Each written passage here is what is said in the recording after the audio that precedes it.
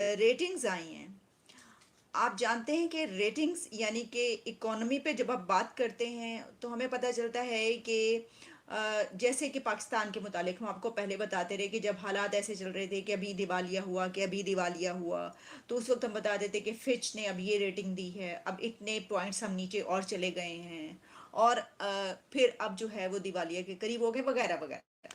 इसी तरीके से जब कोई मुल्क इकोनॉमी में तरक्की करो तो उसकी भी रेटिंग्स आती है। हमारे पास इस वक्त दो ऐसे बड़े इदारे हैं जिनकी तरफ से तीन कंट्रीज की रेटिंग्स आ रही हैं। उसमें एक है अमेरिका, एक है चाइना और एक है इंडिया। लेकिन जो इंडिया की रेटिंग आई है जो कि मॉर्गन स्टैनले ने दी है, वो तो कमाल की रेटिंग है। एक ट्रेंड है जो साफ विजिबल है, साफ एविडेंट है। उसके लिए अब कोई आपको ज्योतिष बनने की जरूरत नहीं है कि आप उसको गेस वर्क करें। That India is going to be one of the third largest economy in the world. Modi ji ने तो इसका डंका भी बजा दिया जब उन्होंने अपनी एक सभा में कहा कि जो हमारा थर्ड टर्म होगा उसके एंड तक हम इंडिया को थर्ड लार्जेस्ट इकोनॉमी बना देंगे। हम भी एटलीस्ट आज़ादी ली, हमने इंडिया से अलग हुए इसलिए कि डेवलप करेंगे। आज हम क्यों नहीं डेवलप हो पाए, हमें ये सर्च करने की ज़रूरत है। आप अपना पॉइंट ऑफ व्यू रखें कि हम डेवलप क्यों नहीं हो पाए अभी तक। देखिए, वो ये जो डेवलप वाली बात है, ये तो मेरे ख्याल से एक शख्स है, एक बहुत मशहूर पॉलिटिशियन है। उन्होंने इस बारे में काफ़ी हद तक अवेयरनेस फैला दी है कि हमें किन चीज़ों ने खाया। करप्शन ने खाया, हमें अपनों ने खाया, गैरों में कहाँ दम था। हमारी कश्ती भी वहाँ डूबी जहाँ पानी कम था। जय हिंद दोस्तों, पाकिस्तान ब्रेकिंग न्यूज चैनल में आप सभी का हार्दिक स्वागत। मॉर्गन स्टैनली ने भारत की रेटिंग ओवरवेट कर दी और अमेरिका और चाइना की रेटिंग को डाउनग्रेड कर दिया। मॉर्गन स्टैनली का कहना है कि भारत जिस तरीके से ग्रो कर रहा है उसकी रेटिंग भी उसको उसी तरीके की मिल रही है। जहां पर प्राइम मिनिस्टर नरेंद्र मोदी ने भारत में ट्रेड्स और बिजनेस के लिए इतनी फैसिलिटीज़ बना रखी है कि आज पूरी दुनिया का सेंटर ऑफ अट्रैक्शन बन गया है भारत। और आज हर एक मुल्क भारत में इन्वेस्ट करना चाहता है और भारत के साथ अपने ट्रेड और संबंध रखना चाहता है। और यही सब पैरामीटर्स के कारण ये रेटिंग जो कि ओवरवेट है वो मॉर्गन स्टैनली के द्वारा भारत को दी गई है। चाइना के ऊपर भी मॉर्गन स्टैनली की एक रिपोर्ट है कि जितना भी सैचुरेशन था चाइना का वो अब पूरा हो गया है और चाइना अपने डाउनफॉल के ओर बढ़ चला है, जिसमें यूएस भी उसको फॉलो कर रहा है। और इन दोनों कंट्री का डाउनफॉल मतलब भारत को एक बहुत बड़ी अपॉर्चुनिटी मिल रही है और इसलिए ही भारत दिन ब दिन ग्रो कर रहा है। पूरी दुनिया के इकोनॉमिक्स ने एक लिस्ट बनाई जिसमें चाइना, अमेरिका, जर्मनी, यूके जैसे बड़ी बड़ी देश है जिनमें रिसेशन आने वाला है, पर भारत इस लिस्ट में नहीं है। इसका मतलब यही है कि पूरी दुनिया में रिसेशन आ सकता है पर भारत में नहीं। जहाँ पर पूरी दुनिया ने यह भी मान लिया है कि भारत में नीतियों और वहाँ की डेवलपमेंट के कारण ही भारत इतनी ऊंचाई पर पहुँच गया है। तो क्या चाइना और यूएस का दबदबा हम आने वाले दिनों में कम होता देख सकते हैं? ऐसे ही वीडियो को अंतिम तक देखते रहिए। लाइक कीजिए, शेयर कीजिए और सब्सक्राइब कीजिए हमारे चैनल को और बेल आइकन दबाना बिल्कुल भी ना भूलें। और आपकी जो भी राय हो उसे कमेंट बॉक्स में ज़रूर दें। धन्यवाद। जो रेटिंग है, मैंने पढ़ा है मॉर्गन स्टैनली की रिपोर्ट। उन्होंने कहा कि चाइना का बूम जो है वो अब स्टेबलाइज हो चुका है, वो सैचुरेट हो चुका है, जबकि इंडिया का जो बूम है वो अब स्टार्ट हुआ है। तो इंडिया को उन्होंने ओवरवेट की कैटेगरी में डाल दिया है और चाइना को स्टेबल की कैटेगरी में डाल दिया है, यानी कि अब लेस वेट की कैटेगरी में डाल दिया है।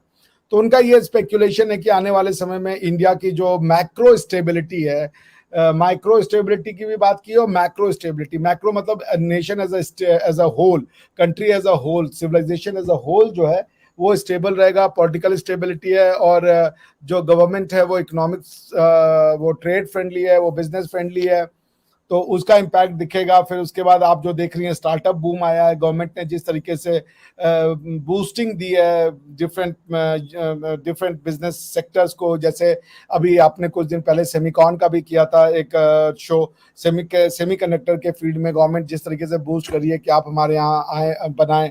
और उसी तरीके से इंडिया जो है वो लोकल मैन्युफैक्चरिंग को प्रमोट कर रहा है। इंडिया का जो प्रोडक्ट है, जो सॉफ्टवेयर प्रोडक्ट है, वो ऑलरेडी वर्ल्ड वाइड एक उसकी एक्सेप्टेंस है। ये जो इकोनॉमी है इंडिया की, ये ओवरवेट का मतलब ये है कि फ्यूचर में हम पहले से ही बता रहे हैं कि मुस्तकबिल में ये चाइना से बेहतर नजर आएगी, चाइना से बेहतर अपना रोल प्ले करेगी अपने मुल्क के लिए या जो भी है, ठीक है। तो वो पहले से ही बता रहे हैं। अब ओवरवेट का मतलब ये होता है, अपग्रेड होता है तो उसका मतलब ये नहीं होता, उसका मतलब ये होता है कि ठीक है ये जो है कुछ नीचे गया है और ये थोड़ा ऊपर गया है, लेकिन ओवरवेट का मतलब ये है कि फ्यूचर का भी वो ये बता रहे हैं कि अब जो इंडिया है वो चाइना से मुस्तकबिल में ज़्यादा बेहतर जो है वो हमें इकोनॉमी उसकी नज़र आएगी परफॉर्म करता हुआ। अच्छा, अब इसमें यह है the upgrade in the backdrop of US losing AAA status and economic slowdown in China. Pakistan की बात करेंगे, पाकिस्तान की अगर पॉपुलेशन के हिसाब से दुनिया के 5th लार्जेस्ट कंट्रियों में से हम आते हैं, तो पॉपुलेशन अगर मैटर करती तो हम भी डेवलप हो जाते आज। आप मुझे बताएं पाकिस्तान का इतना सपोर्टिंग कौन सी चीज़ें कि जो हमारी एक होता है ना, एक विजन होता है एक हुकूमत का कि हमारी पॉपुलेशन बहुत ज़्यादा है, हम इसको मैनेज कैसे करेंगे, एक वो भी नहीं है। दूसरा, हमें सपोर्ट आज जाके इकोनॉमिकली किसकी है, चाइना की है। और पाकिस्तान कौन सा पहले दिन से इतनी पॉपुलेशन पे था, पाकिस्तान तो अब जाके इस पॉपुलेशन पे है, ये पिछले चंद सालों में आया है। और पिछले चंद सालों में सियासी और इकोनॉमिक क्राइसिस जो पाकिस्तान को हिट करते रहे हैं वो किसी से ढके छुपे भी नहीं है। हम तो कर्ज में हैं, यानी हम माइनस में जा रहे हैं, ज़ीरो से भी ऊपर नहीं है। तो हमें बहुत स्ट्रगल की ज़रूरत है, इसकी तरफ सोचना चाहिए, हम कर सकते हैं, लेकिन अभी वो ऐसा हो नहीं रहा, इसलिए वो फिर बात रह जाती है कि आपने इंडिया की सारी जो भी क्रेडिट्स थे आपने उसकी पॉपुलेशन को दी, जहाँ पर पॉपुलेशन के एडवांटेज है वहाँ पर डिसएडवांटेज भी तो हैं, हम उसको पहले को नहीं दे रहे। आपको मानना पड़ेगा कि इंडिया की जो बाई डेमोक्रेसी है वो अपना काम सही कर रही है।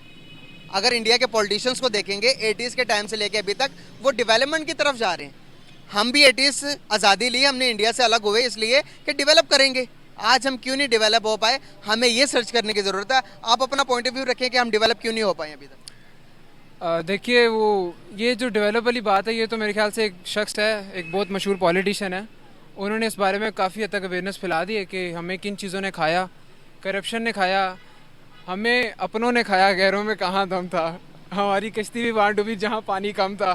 तो हमारे साथ ये वाला माजरा हुआ है। तो जहाँ अपने ही लोग खाने को हों और हर एक को अपना हो, एक नेशनल सोच ना दी जाए।